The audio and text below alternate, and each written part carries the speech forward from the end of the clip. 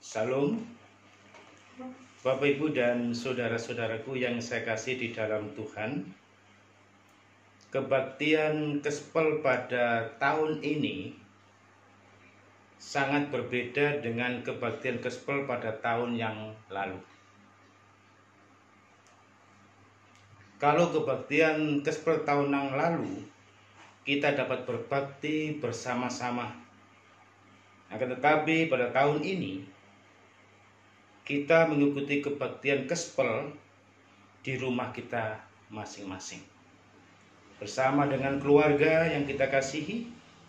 Tetapi saya yakin dan saya percaya bahwa hati kita, kerinduan kita tetap berkobar-kobar untuk melaksanakan kebaktian Gospel tahun ini. Untuk itu, mari kita mulai kebaktian Gospel pada malam hari ini dengan memuji Tuhan. Hitung Jemaat nomor 13 ayat yang pertama.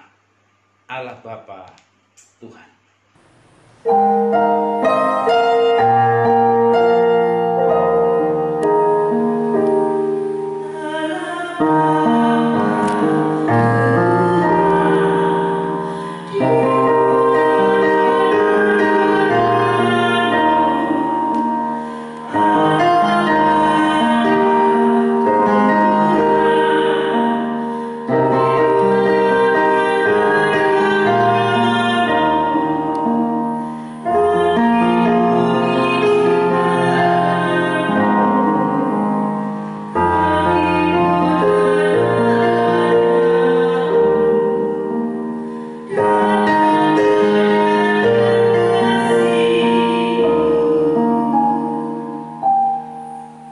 Mari kita serahkan kebaktian ini kepada Tuhan dengan berdoa. Kita berdoa. Kebaktian Gospel pada malam hari ini kami serahkan hanya di dalam nama Allah Bapa, Tuhan Yesus Kristus Sang Putra, dan penyertaan Roh Kudus senantiasa ada pada saudara semua. Amin. Kidung Jemaat nomor 425 ayat yang pertama, kita akan nyanyikan berkumandang suara dari seberang.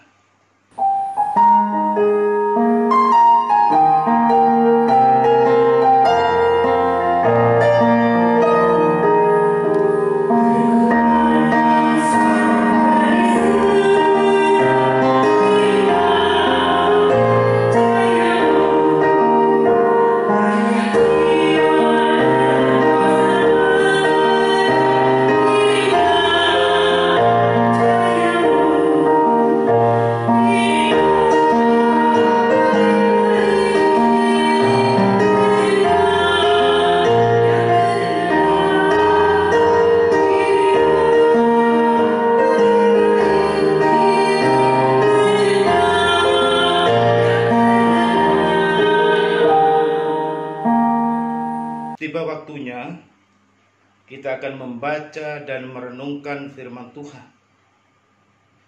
Tetapi terlebih dahulu mari kita berdoa, minta hikmat dan pertolongan yang daripada Tuhan. Mari kita berdoa. Hati kami siap, ya Allah. Hati kami siap untuk mendengarkan firman-Mu. Hati kami juga siap untuk Tuhan ingatkan. Hati kami juga siap untuk ditegur. Hati kami juga siap untuk dinasihati oleh firman Tuhan. Karena melalui firman Tuhan, kami mendapat kekuatan dari dalamnya. Hamba-Mu yang Tuhan percayakan untuk menyampaikan firman Tuhan, Engkau juga urapi secara khusus. Sehingga firman Tuhan yang akan kami dengarkan bersama-sama, kami mendapat berkat dari dalamnya. Berfirmanlah Tuhan, dan berfirmanlah, kami siap mendengarkan firman-Mu. Dalam nama Yesus, kami berdoa. Amin. Mari kita membuka Alkitab kita ada dua bagian yang akan kita baca. Yang pertama, Yohanes pasal yang keempat ayat yang ke-34. Kemudian Matius pasal yang ke-28 ayat yang ke-19. Kita akan membuka Yohanes dulu pasal yang keempat ayat 34. Demikian bunyi firman Tuhan. Kata Yesus kepada mereka, "Makananku ialah melakukan kehendak Dia yang mengutus aku dan menyelesaikan pekerjaannya." Kemudian kita lanjutkan Matius pasal yang ke-28 ayat yang ke-19. Yang demikian firman Tuhan. "Karena itu pergilah, jadikanlah semua bangsa muridku, dan baptislah mereka dalam nama Bapa dan Anak dan Roh Kudus." Yang berbahagia adalah orang yang mendengarkan firman Tuhan dan melakukannya dalam hidupnya sehari-hari. Amin. Bapak, Ibu, dan saudara-saudaraku yang saya kasih di dalam Tuhan Yesus Kristus, di dalam firman Tuhan yang kita baca tadi, khususnya yang ada di Yohanes pasal yang keempat ayat 34, di situ Yesus mengatakan bahwa makanannya ada dua. Yang pertama, melakukan kehendak Dia yang mengutusnya. Itu yang pertama. Sedangkan yang kedua, menyelesaikan tugas yang diberikan kepadanya. Jadi Yesus tidak hanya melakukan kehendak Dia saja, di tengah jalan selesai, tidak. Tetapi Yesus menyelesaikan pekerjaannya itu. Mungkin saudara bertanya-tanya, apa yang dimaksud Yesus mengatakan makananku ialah melakukan kehendak Dia? Maksudnya adalah bagi Yesus, makanan itu adalah melakukan kehendak Allah, yaitu memenangkan jiwa yang terhilang. Saudara,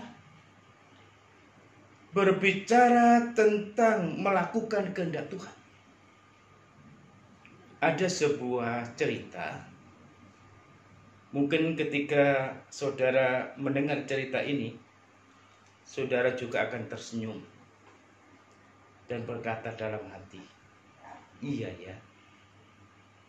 Begini ceritanya. Pada saat pendeta berkhotbah ini,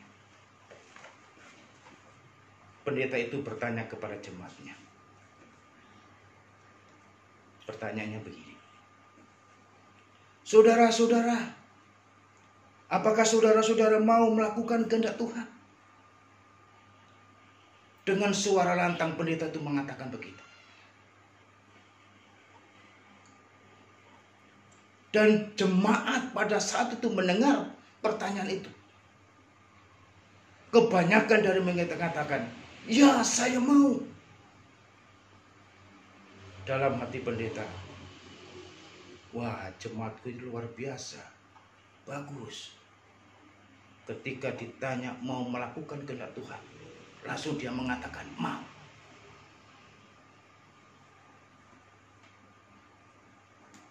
Tetapi kemudian pendeta bertanya lagi yang kedua kalinya. Mungkin untuk meyakinkan jemaatnya. Tetapi pertanyaan yang kedua berbeda dengan pertanyaan yang pertama. Pertanyaan yang kedua begini. Saudara-saudara, apakah saudara-saudara tahu apa itu kehendak Tuhan? Mereka terdiam. Mereka saling pandang satu dengan yang lain. Mereka melihat ke kiri dan ke kanan sambil berbisik satu dengan yang lain. Apa itu? Ya, apa itu? Saya tidak tahu. Dan akhirnya mereka mengatakan, saya tidak tahu. Kami tidak tahu. Mereka semua menjawab, mereka tidak tahu. Dari satu sisi mereka mau melakukan kehendak Tuhan, tetapi di sisi yang lain mereka tidak tahu apa itu kehendak Tuhan. Tetapi saya percaya panjenengan sedoyo mangertos apa itu kehendak Tuhan. Amin. Amin. Nah, kalau begitu saya ingin bertanya kepada kita semua, kepada saudara. Ya, kepada saudara. Kepada saudara yang berambut keriting. Kepada anak-anak muda. Apa sih kehendak saudara? Kehendak Tuhan bagi hidup saudara.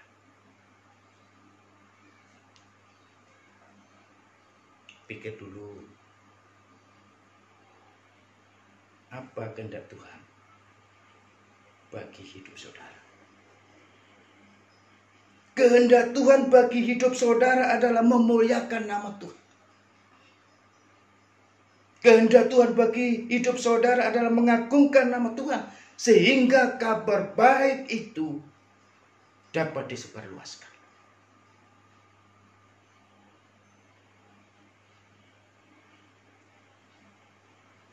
Kalau kita melihat di dalam Kisah Para Rasul pasal yang pertama ayat yang ke-8, di situ dikatakan, tetapi kamu akan menerima kuasa kalau Roh Kudus turun ke atas kamu, dan kamu akan menjadi saksiku di Yerusalem, di seluruh Yudea dan Samaria, dan sampai ke ujung bumi. Pertama menjadi saksi di Yerusalem, di Yudea dikatakan, Samaria, dan terakhir sampai ke ujung bumi.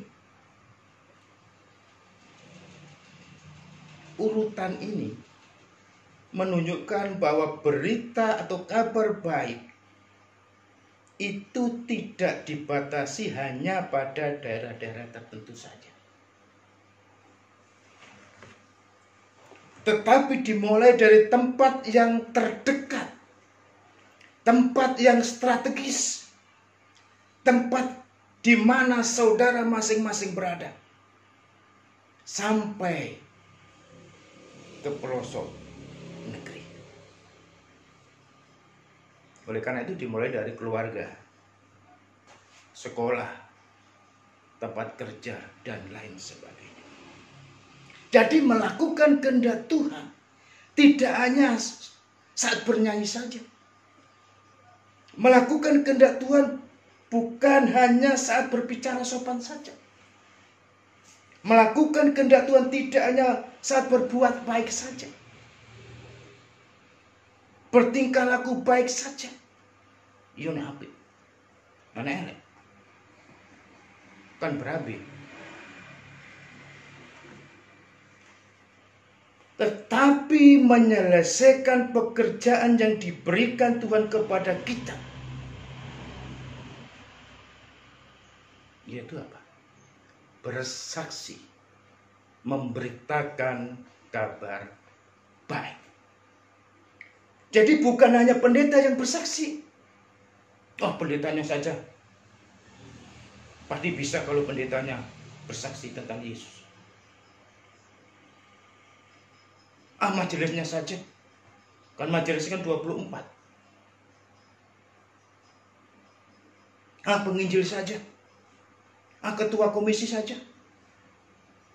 Ketua kelompok saja. Tidak. Tetapi memberitakan kabar baik adalah semua orang percaya. Termasuk saudara dan juga saya. Mulai dari keluarga kita masing-masing. Saudaraku yang saya kasih di dalam Tuhan Yesus Kristus, dalam agama Kristen atau agama kita bisa digambarkan seperti olahraga maraton. atau lari maraton. Dalam mengikuti olahraga tersebut yang terpenting adalah akhir dari perlombaan itu. Untuk itu kita harus lari terus dan sambil menjaga stamina kita agar sampai di garis finish dan menang. Yesus melakukan kehendak Tuhan di dalam hidupnya dan menyelesaikannya sampai garis finish dan menang. Saudara tahu apa itu tujuan Yesus datang ke dunia? Saya ulangi. Apakah saudara tahu apa tujuan utama Yesus datang ke dunia? Apakah untuk memberikan ajaran yang benar? Apakah untuk menyembuhkan orang yang sakit? Tujuan utama Yesus datang ke dunia? Apakah untuk membangkitkan orang mati? Kedatangan Yesus ke dunia? Atau menunjukkan siapakah dirinya? Kalau kita melihat di dalam Injil Lukas pasal 19 ayat 10, dikatakan sebab anak manusia datang untuk mencari dan menyelamatkan yang hilang. Inilah tugas utama Yesus datang ke dalam dunia, untuk menyelamatkan yang hilang. Dan Yesus memerintahkan kepada murid-muridnya, termasuk kita semua, termasuk saudara dan saya. Matius pasal 28 ayat 19 dikatakan, pergilah, jadikanlah semua bangsa murid. Membuat semua bangsa mengenal Dia dengan jalan memberitakan kabar baik, memberitakan kabar keselamatan.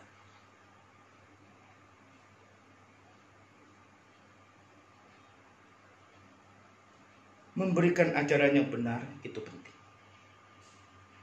Menyembuhkan orang sakit itu perlu. Tetapi bagi Yesus memberitakan kabar baik itu yang utama dan yang terutama. Ia harus mati supaya manusia selamat. Supaya panjenengan dan saya mendapat keselamatan. Tetapi mengapa banyak orang percaya enggan? Mengapa banyak orang percaya belum dan tidak mau memberitakan kabar baik? Apa yang menghalangi mereka sehingga mereka enggan, belum, tidak mau memberitakan kabar baik? Apa yang menghalangi mereka?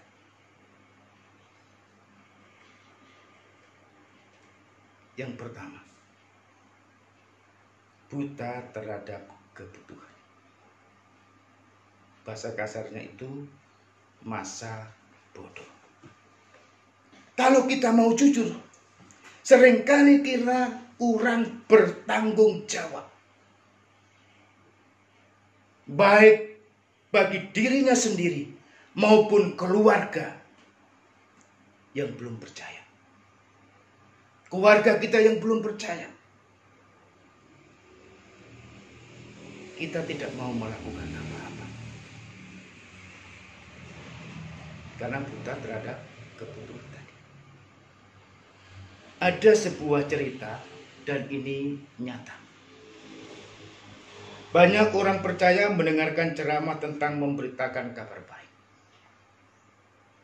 Banyak orang percaya pergi dari gereja satu ke gereja lain untuk mendengarkan firman Tuhan tentang memenangkan jiwa, tentang memberitakan kabar baik.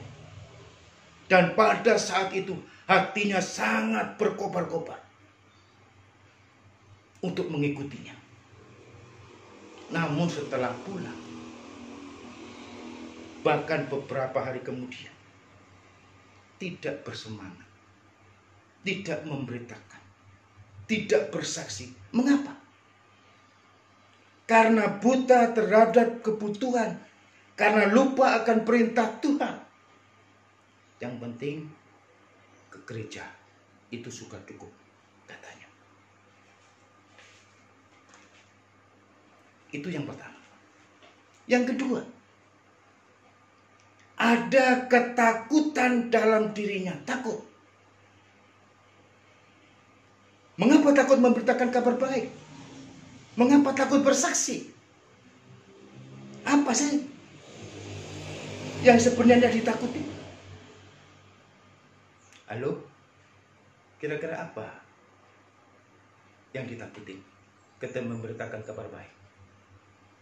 Takut diejek, takut diolok-olok, takut dicaci maki, takut ditolak, banyak lagi. Bahkan teman sendiri pun kita tidak berani sharing tentang kebaikan Tuhan yang sudah terjadi dalam hidup saudara. Bangsa Indonesia berbakat dalam belajar bahasa Inggris. Semua orang menggebu-gebu, berbondong-bondong belajar bahasa Inggris. Tetapi kebanyakan dari mereka yang belajar bahasa Inggris takut untuk berbicara bahasa Inggris. Mengapa mereka takut? Yaitu tadi, takut diejek. Wah, bahasa Inggrismu belepotan saja berani ngomong. Takut diolok. Ketakutan inilah merupakan halangan terbesar dalam memberitakan kabar baik, dalam bersaksi untuk menceritakan Kristus. Takut. Itu yang kedua. Tadi yang pertama, buta terhadap Tuhan. Yang kedua, takut. Ada ketakutan di dalam dirinya. Dan yang ketiga, takut rugi. Takut. Jangan-jangan kalau aku bercerita kabar baik tentang Yesus, aku dipecat. Rugi dong. Jangan-jangan kalau aku bercerita tentang kabar baik tentang Yesus, tidak ada teman. Sendiri dong. Memberitakan kabar baik adalah perintah. Perintah yang daripada Tuhan. Bagi saudara, juga bagi saya. Saudara kekasih, menjadi saksi atau bersaksi tidak sesulit apa yang kita pikirkan, apa yang kita bayangkan. Bersaksi itu hanya menceritakan kepada orang lain apa yang sudah terjadi dalam hidup kita. Bersaksi adalah pekerjaan Tuhan yang ada, yang saudara rasakan. Itu ceritakan kepada orang lain. Misalnya begini. Ketika aku sebelum menerima Yesus, hidup saya sangat berantakan. Tidak hanya berbohong kepada orang tua, tetapi juga kepada Tuhan. Tidak hanya malas ke gereja, tetapi tidak mau ke gereja. Tetapi setelah saya menerima Yesus, hati saya rindu terus untuk bersekutu. Rindu terus untuk dekat dengan Tuhan. Rindu terus untuk membaca firman Tuhan. Itu kita ceritakan apa yang sudah Tuhan buat dalam hidup saya, hidup saudara. Itu kita ceritakan. Sehingga orang yang kita ceritakan tentang Yesus itu, orang itu terima Yesus.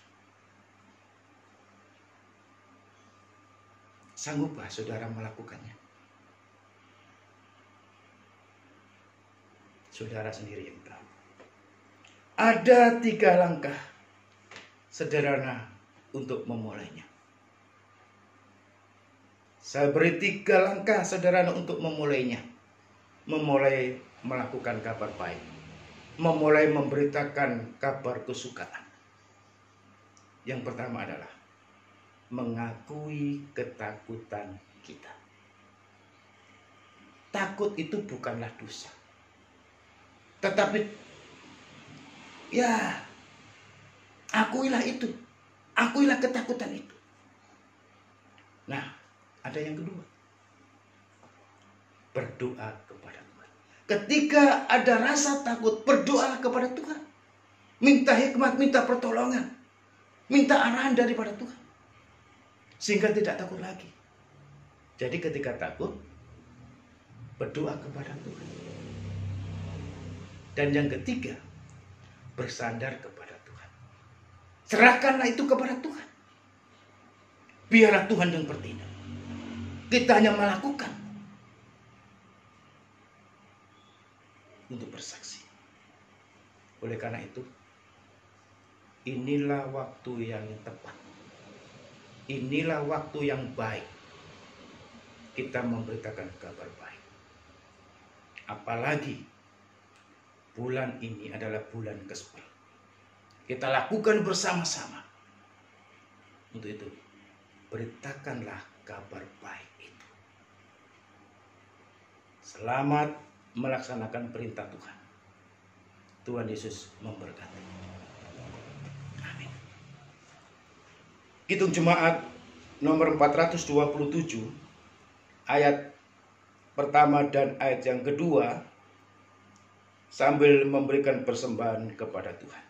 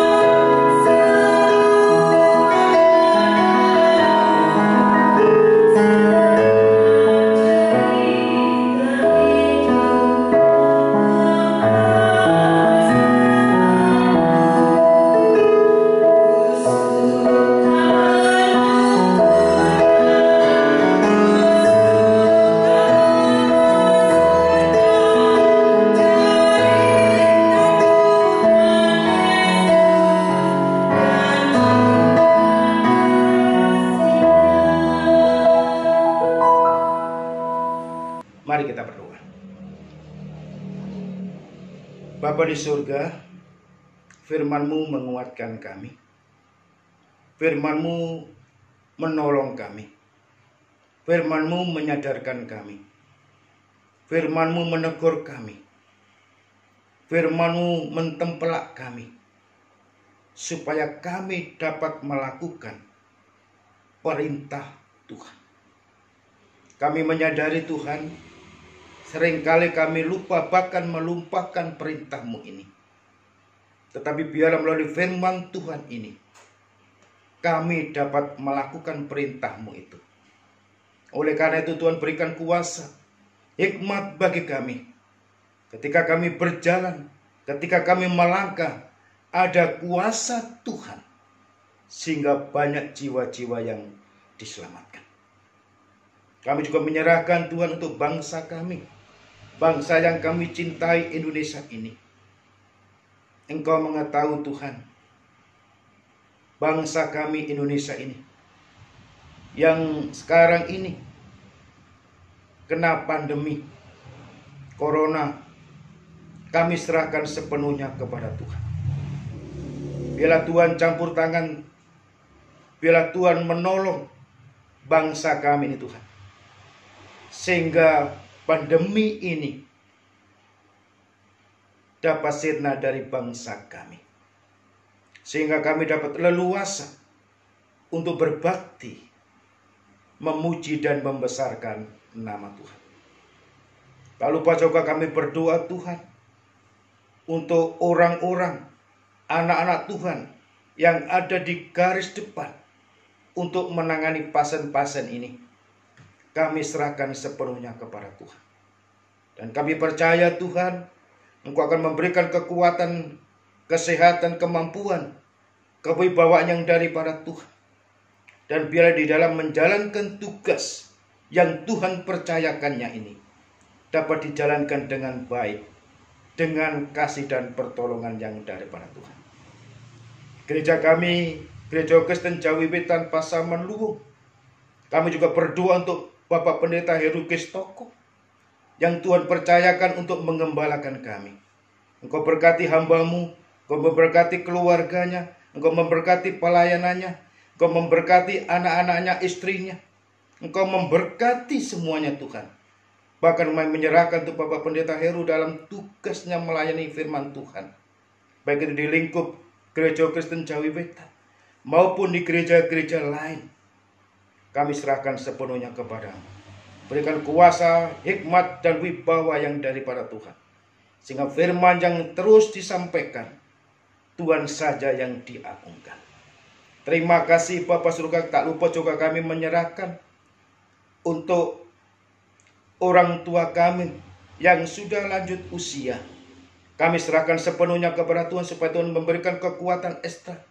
Dan biarlah di masa tua orang tua kami, masa indah bersama-sama dengan Tuhan. Menyerahkan juga untuk anak-anak muda yang mencari pasangan hidup, yang mencari pekerjaan. Kami serahkan sepenuhnya kepada Tuhan.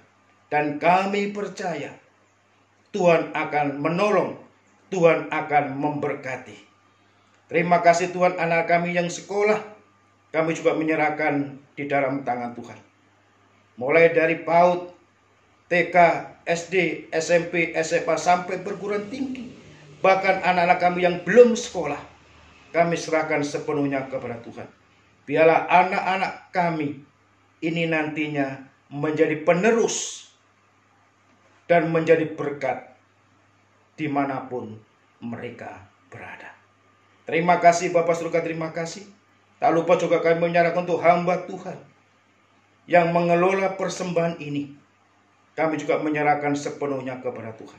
Kau memberkati hamba Tuhan yang mengelola ini Tuhan, sehingga dapat mengelola dengan baik, dengan kasih dan pertolongan yang daripada Tuhan. Tak lupa juga kami menyerahkan untuk semua jemaat yang sudah memberikan persembahan.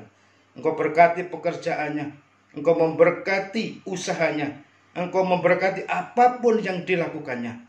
Dan biarlah semuanya itu nama Tuhan saja yang dipermuliakan. Terima kasih Bapak Surga, terima kasih. Pujian hormat hanya bagi-Mu Tuhan. Di dalam nama Yesus kami berdoa. Amin. Kita akan mengakhiri kebaktian gospel ini dengan memuji nama Tuhan. Kidung Jemaat nomor 424 ayat yang pertama.